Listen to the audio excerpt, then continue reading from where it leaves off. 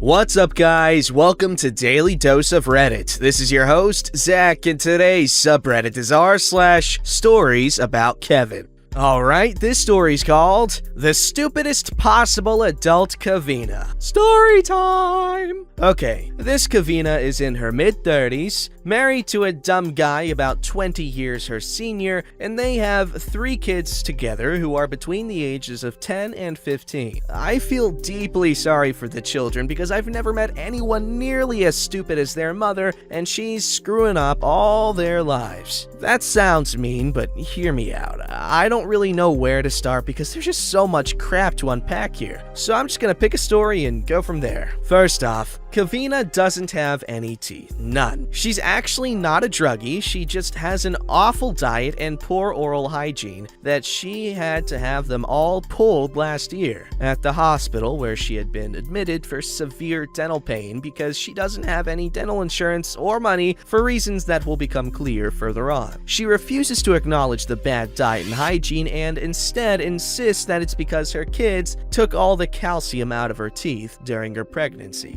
Pregnancy can cause issues with one's teeth, but surely not a decade after the fact. She's also around 300 pounds. She's mentioned wanting to lose weight, but refuses to go on any kind of diet because she's convinced herself that she'll become anorexic, which has never happened. She's been clinically obese her entire adult life. Kevina dropped out of high school because she wanted to party, but a couple of years later, she then met her then 40-ish-year-old boyfriend, and they got married and had their kids. Deliberately. All 3 were planned. She doesn't have a diploma or a GED, much less any college education, so her job prospects are extremely limited. She does in-home health part-time and makes about $9 an hour. She also gets a few hours a week at an auto parts store, which pays about the same hourly wage. Her husband, Kevin, had some sort of injury many years ago that left him on disability, which he was already receiving at the time they met. However, he was kicked off disability once it was discovered that he had secretly taken a part-time, low-paying handyman job without reporting it. Once he lost his disability, he also promptly lost his job and decided that he'd rather not work after all. So her 2 part-time jobs are their only income. However, Kevina has been inordinately proud of the fact that she made $400 in sales at her auto parts job recently, and is extremely hopeful that this is the start of a great sales career. The only problem is that the auto parts store she works at is a well-known chain store that is neither commission-based nor involves sales in any way. What actually happened was that she was the one working at the cash register when a couple of customers came up to pay for a couple of relatively expensive parts. She's a cashier. That's it. There's no amazing sales job looming in her future. Neither Kevin nor Kevina has a driver's license. Kevin hasn't had one in probably 15 years for various reasons, and Kevina has never had a driver's license because she cannot pass the driving test. The last time she tried, she ran into a pole. She drives anyway, of course, just illegally. Yes, there have been several accidents. I don't know how they both aren't in jail. They have had a succession of overly expensive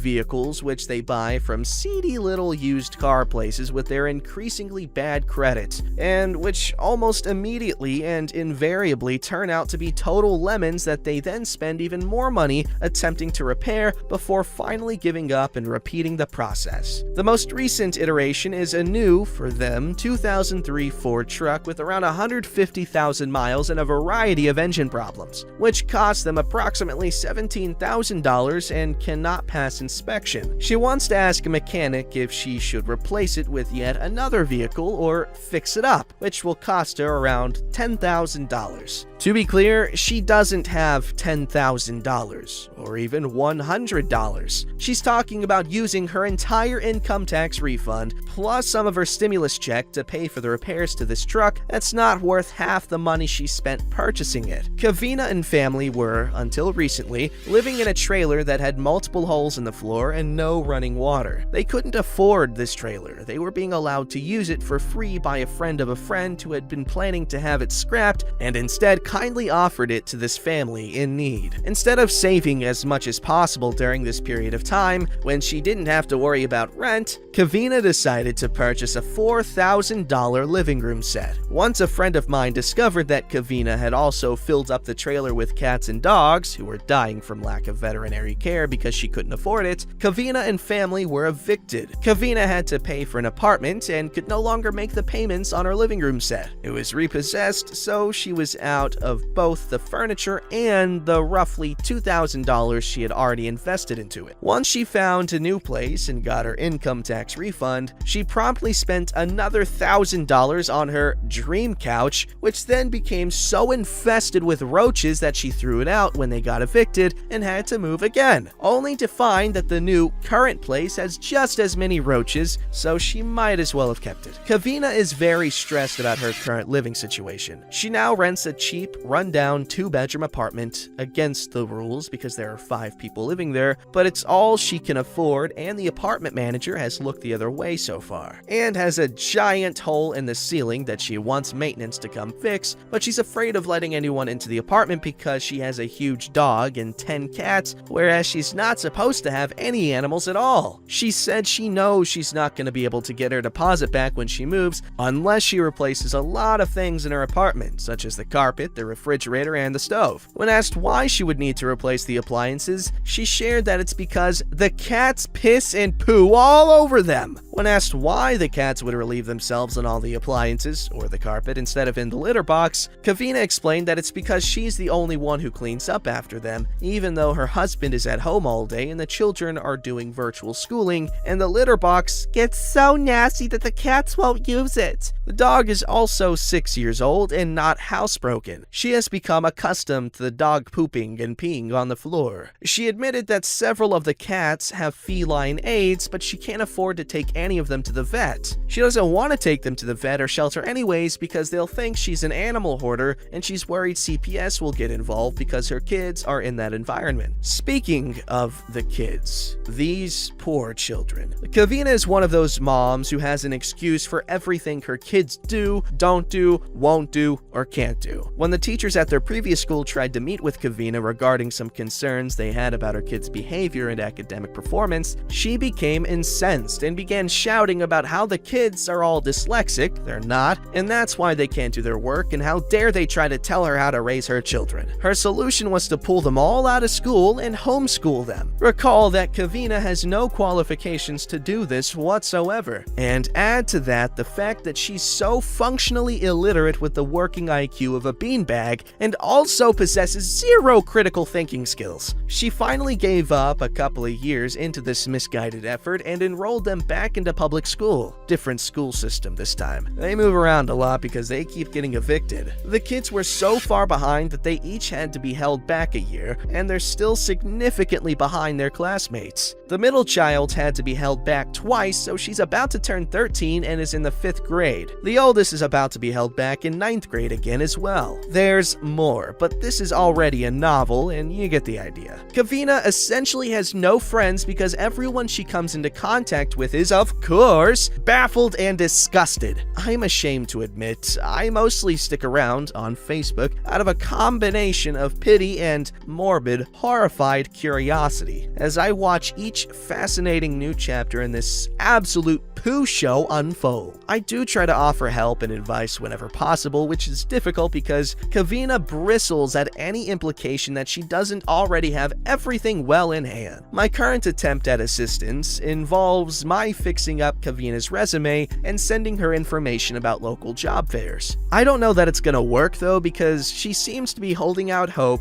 that her $400 in sales is about to result in more hours at the auto parts store, so she may stop searching for a better job. We shall see. Oh, that poor lady. She needs an intervention. Oh my. Alright, this story's called Fight of the Year. Caveman Kevin vs. Edgelord. Allow me to take you back to a simpler time, the early 2000s. The Star Wars prequel trilogy was about to end, Halo 2 LAN parties were a regular thing, and John Cena was still working his way to the top of the WWE ladder. Times were good. I just moved to a new school for my junior year, grade 11. I know a few people here and there from sports, but other than that, clean slate. Then I met the subject of our story. Enter Caveman Kevin, or Calvin Klein for short. I met Calvin Klein and his older brother, Big Boy, through some shared classes. One thing to know about these two, they both dominated the school weightlifting records, with Calvin Klein being the only person to get on the record board as a freshman. On top of this, both were on the wrestling team, with Calvin Klein turning heads as a freshman taking out former state champs. Calvin Klein was a true caveman to the T, a big ol' lovable knucklehead. Some examples. 1. During a wrestling meet at what could be considered an upscale school, he spent $10 on bottles of soda. The reason? The machine was one of those conveyor belt vending machines and he was fascinated with it. He just kept dumping money into it, giggling like a 5-year-old. 2. He did some work on his crappy little Toyota, but forgot to put water in the radiator or put fresh oil back in. As he tried to drive it around, the grinding was unbearable. Then it caught fire. Again, he giggled like a 5-year-old while having a cigarette. 3. He tried to argue that Mountain Dew was chemically designed to lower sperm count in health class. He was adamant in his belief and you couldn't change his mind. I heard something like that, but the whole thing was Mountain Dew shrunk your balls. But I guess it's not true. I don't know, maybe it is. Anyway, those are just a few of the many examples. The next year, Edgelord entered the picture. I'd known him from my previous school, and he was one of the biggest buttholes I'd ever met. He'd openly brag about needing to keep his women in line, insinuating he abused them. Edgelord started making his presence known in my new school. He'd gotten into a relationship with a freshman girl. They'd met at church, a lot of kids at my new school went to. He started hanging out with her during lunch. Apparently he'd gotten into a homeschool program after I'd left and had nothing better to do. It was during one of these lunch breaks, Edgelord lost it on his girlfriend. She apparently said the wrong thing, and he smacked her hard enough to make her fall. Whoa. He then peppered her with various insults, saying she needed to watch herself. Calvin Klein, being in the same area for lunch, wasn't having this and confronted him. Some words were said and they both agreed to fight at the local pond after school. When school ended for the day, a group of us made our way to the pond. There we found Calvin Klein warming up by shadowboxing. About 10 minutes later, Edgelord rolled up in his crappy Toyota, loaded up with a few of his followers. Calvin Klein kept his eyes on Edgelord, watching him like a hawk. As Edgelord got out of his car, he told the others to stay in as he kept his left hand in his pocket. He walked up to Calvin Klein, right hand extended out, and told him, "I want to make peace." Calvin Klein, though, wasn't there for peace. Calvin Klein, in his caveman glory, punched Edgelord hard enough to send him crashing to the ground. As he fell to the ground, Edgelord's hand came out of his pocket and something fell out. Turns out he'd been holding a small thing of pepper spray, which was quickly snapped up by someone from the crowd. While Edgelord struggled to get up, Calvin Klein hopped on top of him and began delivering a glorious ground and pound on him, with Edgelord crying and begging for his life. Calvin Klein then picked Edgelord up and slammed him against the back passenger window of his crappy Toyota, shattering it. Yo! Calvin Klein picked Edgelord up again and shoved him through the broken window, screaming at the guys inside to get out of our town. Calvin Klein then giggled like a 5-year-old as the Toyota drove off. Aftermath, well, Calvin Klein was arrested for the beatdown and Edgelord pressed charges. Edgelord's followers even corroborated the events and served as witnesses. I'm not sure how, but it was eventually thrown out and Calvin Klein didn't get into any serious trouble. Edgelord was still, however, on a lot of folks' crap lists, including Big Boy's. Big Boy randomly ended up bumping into Edgelord one day at Walmart yard. While in the parking lot, Edgelord backed his car into Big Boy's. Big Boy confronted him, and Edgelord threatened violence. Big Boy laughingly asked him if he planned on suing him when he lost. Edgelord didn't recognize Big Boy until he mentioned he was Calvin Klein's brother, and Edgelord ran off. Big Boy said Edgelord left the car behind, but I can't confirm that. Edgelord wound up in Florida last I heard, running from some more folks he pissed off. Don't know if he went back for his car or not. As for Calvin Klein, he ended up running with a rough crowd, becoming a drug dealer for a bit, but cleaned himself up long enough to go straight and start a family. Damn, that Kevin sounds like a freaking badass. Edgelord I don't like, but Kevin already kicked his butt, and he managed to start a very successful clothing brand.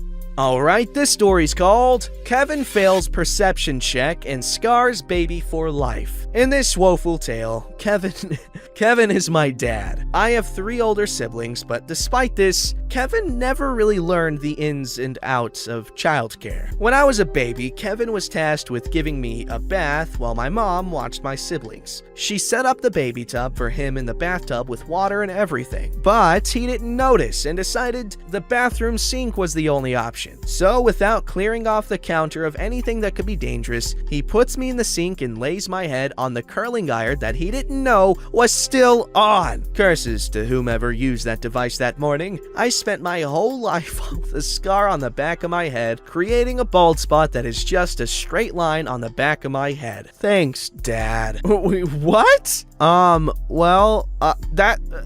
don't have any words, man. Oof. Don't forget to like, subscribe, and hit that bell to never miss an episode.